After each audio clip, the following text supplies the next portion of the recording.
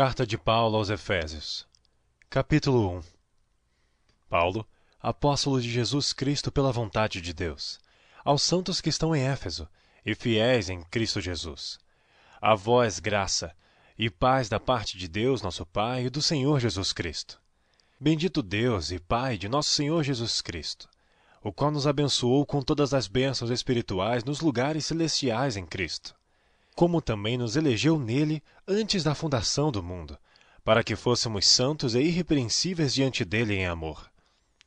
E nos predestinou para filhos de adoção por Jesus Cristo, para si mesmo, segundo o beneplácito da sua vontade, para louvor e glória da sua graça, pela qual nos fez agradáveis a si no amado, em quem temos redenção pelo seu sangue, a remissão das ofensas, segundo as riquezas da sua graça, que ele fez abundar para conosco em toda sabedoria e prudência, descobrindo-nos o mistério da sua vontade, segundo o seu beneplácito, que propusera em si mesmo, de tornar a congregar em Cristo todas as coisas, na dispensação da plenitude dos tempos, tanto as que estão nos céus, como as que estão na terra.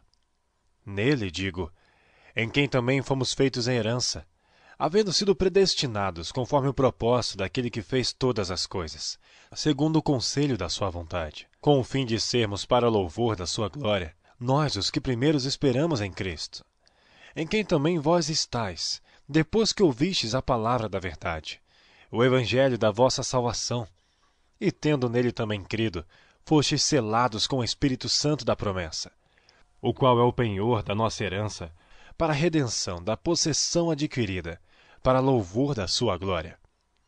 Por isso, ouvindo eu também a fé que entre vós há no Senhor Jesus, e o vosso amor para com todos os santos, não cesso de dar graças a Deus por vós, lembrando-me de vós nas minhas orações, para que o Deus de nosso Senhor Jesus Cristo, o Pai da glória, vos dê em seu conhecimento o espírito de sabedoria e de revelação, tendo iluminados os olhos do vosso entendimento, para que saibais qual seja a esperança da sua vocação, e quais as riquezas da glória da sua herança nos santos, e qual a sobreexcelente grandeza do seu poder sobre nós, os que cremos, segundo a operação da força do seu poder, que manifestou em Cristo, ressuscitando dentre os mortos e pondo-o à sua direita nos céus, acima de todo o principado, e poder, e potestade, e domínio, e de todo nome que se nomeia, não só neste século, mas também no vindouro, e sujeitou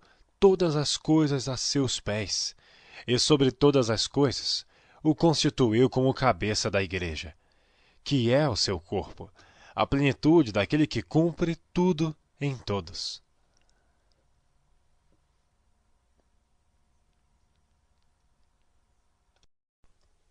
Capítulo 2.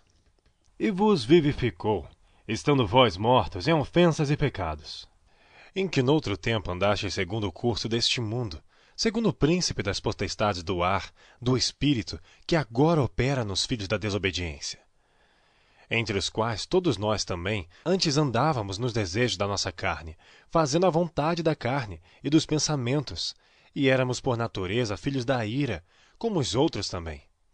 Mas Deus, que é riquíssimo em misericórdia, pelo seu muito amor com que nos amou, estando nós ainda mortos em nossas ofensas, nos vivificou juntamente com Cristo, pela graça sois salvos, e nos ressuscitou juntamente com ele, e nos fez assentar nos lugares celestiais em Cristo Jesus, para mostrar nos séculos vindouros as abundantes riquezas da sua graça, pela sua benignidade para conosco em Cristo Jesus. Porque pela graça sois salvos, por meio da fé.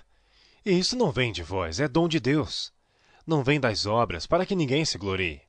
Porque somos feitura sua, criados em Cristo Jesus, para as boas obras, as quais Deus preparou para que andássemos nelas. Portanto, lembrai-vos de que vós, noutro tempo, erais gentios na carne, e chamados incircuncisão pelos que na carne se chamam circuncisão, feita pela mão dos homens. Que naquele tempo estáveis sem Cristo, separados da comunidade de Israel, e estranhos às alianças da promessa, não tendo esperança, e sem Deus no mundo. Mas agora, em Cristo Jesus, vós, que antes estáveis longe, já pelo sangue de Cristo chegastes perto. Porque ele é a nossa paz, o qual de ambos os povos fez um, e derrubando a parede de separação que estava no meio, na sua carne desfez a inimizade, isto é, a lei dos mandamentos, que consistia em ordenanças, para criar em si mesmo dos dois um novo homem, fazendo a paz, e pela cruz reconciliar ambos com Deus em um corpo, matando com ela as inimizades. E vindo, ele evangelizou a paz, a vós que estáveis longe e aos que estavam perto. Porque por ele, ambos temos acesso ao Pai em um mesmo Espírito. Assim, que já não sois estrangeiros nem forasteiros, mas co-cidadãos dos santos e da família de Deus, edificados sobre o fundamento dos apóstolos e dos profetas, de que Jesus Cristo é a principal pedra da esquina, no qual todo o edifício bem ajustado cresce para templo santo no Senhor. No qual também vós, juntamente sois edificados para a morada de Deus em Espírito.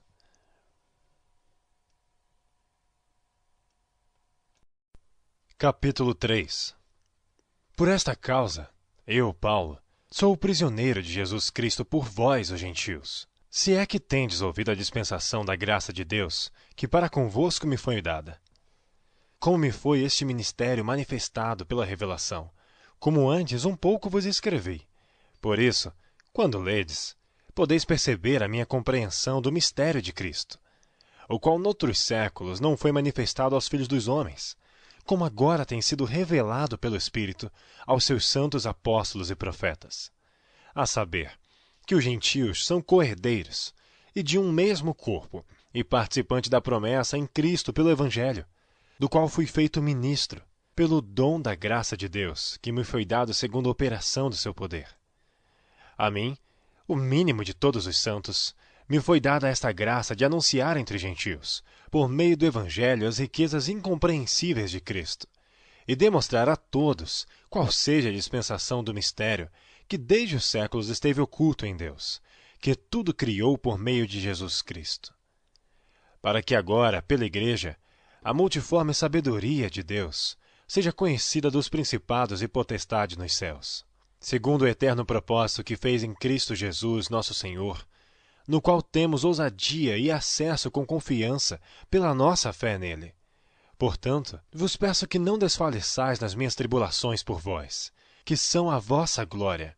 Por causa disto, me ponho de joelhos perante o Pai de nosso Senhor Jesus Cristo, do qual toda a família nos céus e na terra toma o nome, para que, segundo as riquezas da sua glória, vos conceda que sejais corroborados com poder pelo seu Espírito no homem interior, para que Cristo habite pela fé nos vossos corações, a fim de, estando arraigados e fundados em amor, poderdes perfeitamente compreender com todos os santos qual seja a largura, e o comprimento, e a altura, e a profundidade, e conhecer o amor de Cristo, que excede todo entendimento, para que sejais cheios de toda a plenitude de Deus.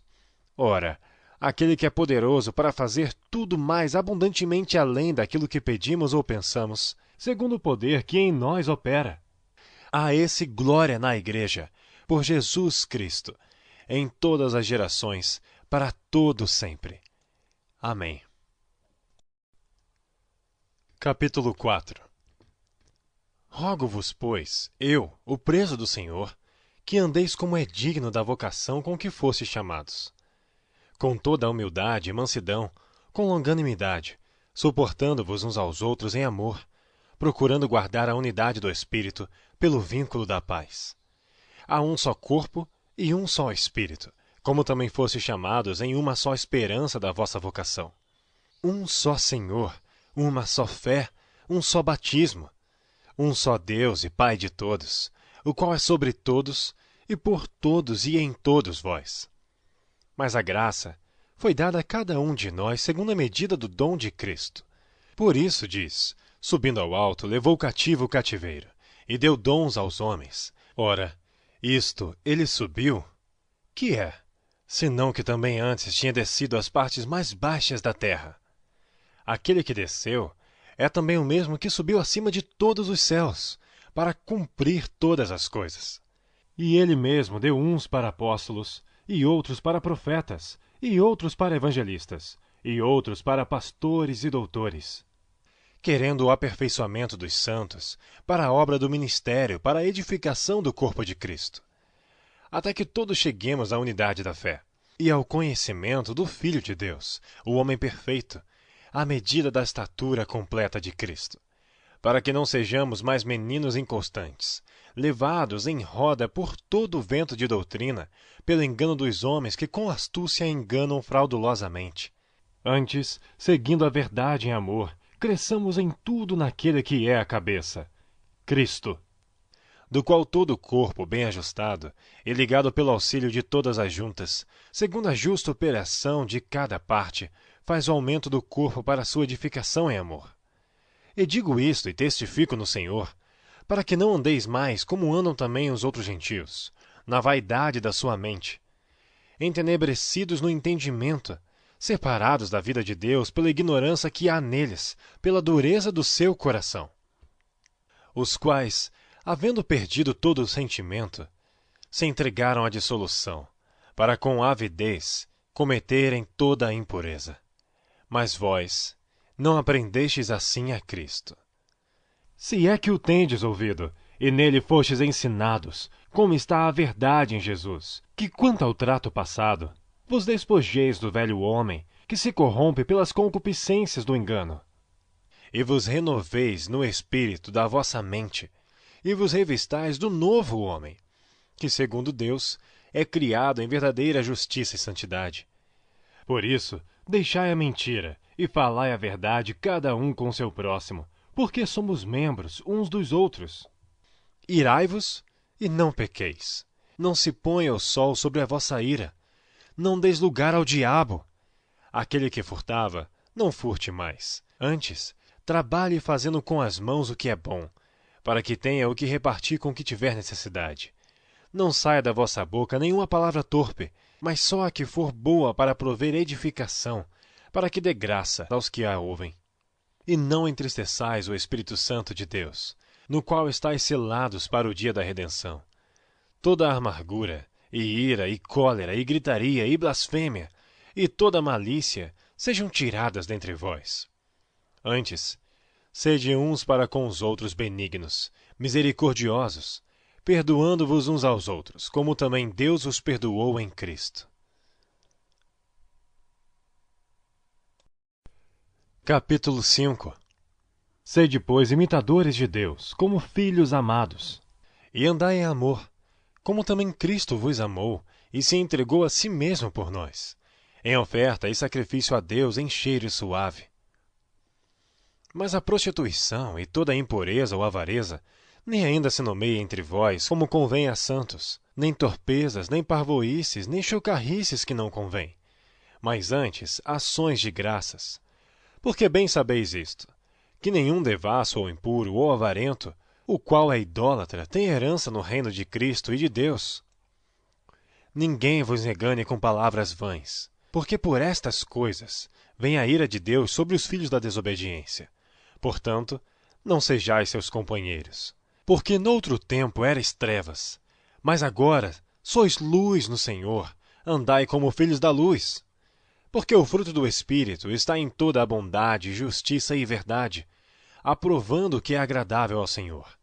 E não comuniqueis com as obras infrutuosas das trevas, mas antes condenai-as. Porque o que eles fazem oculto, até dizê-lo é torpe. Mas todas estas coisas se manifestam, sendo condenadas pela luz, porque a luz tudo manifesta.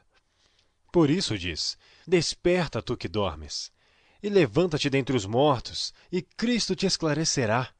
Portanto, vede prudentemente como andais, não como nécios, mas como sábios, remindo o tempo, porquanto os dias são maus. Por isso não sejais insensatos, mas entendei qual seja a vontade do Senhor. E não vos embriagueis com vinho em que há contenda, mas enchei-vos do Espírito, falando entre vós em salmos e hinos e cânticos espirituais, cantando e salmodiando ao Senhor no vosso coração, dando sempre graças por tudo a nosso Deus e Pai, em nome de nosso Senhor Jesus Cristo, sujeitando-vos uns aos outros no temor de Deus. Vós, mulheres, Sujeitai-vos a vossos maridos como ao Senhor, porque o marido é a cabeça da mulher, como também Cristo é a cabeça da igreja, sendo ele próprio o Salvador do corpo.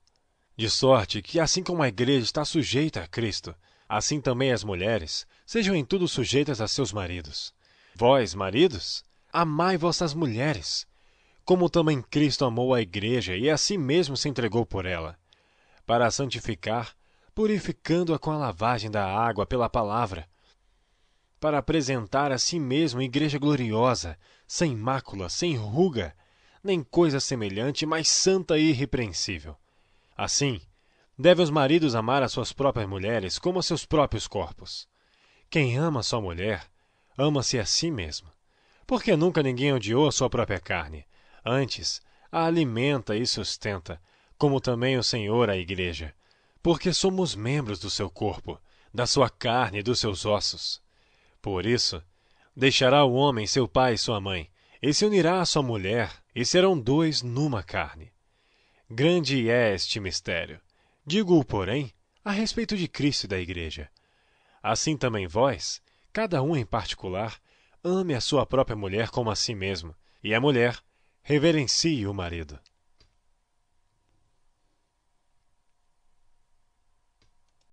Capítulo 6.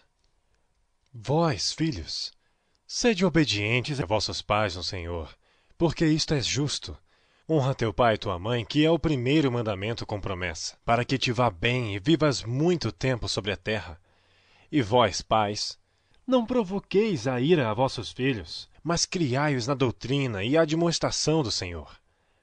Vós, servos, obedecei a vossos senhores segundo a carne, com temor e tremor, na sinceridade de vosso coração como a Cristo. Não servindo à vista, como para agradar aos homens, mas como servos de Cristo, fazendo de coração a vontade de Deus, servindo de boa vontade como ao Senhor e não como aos homens. Sabendo que cada um receberá do Senhor todo o bem que fizer, seja servo, seja livre.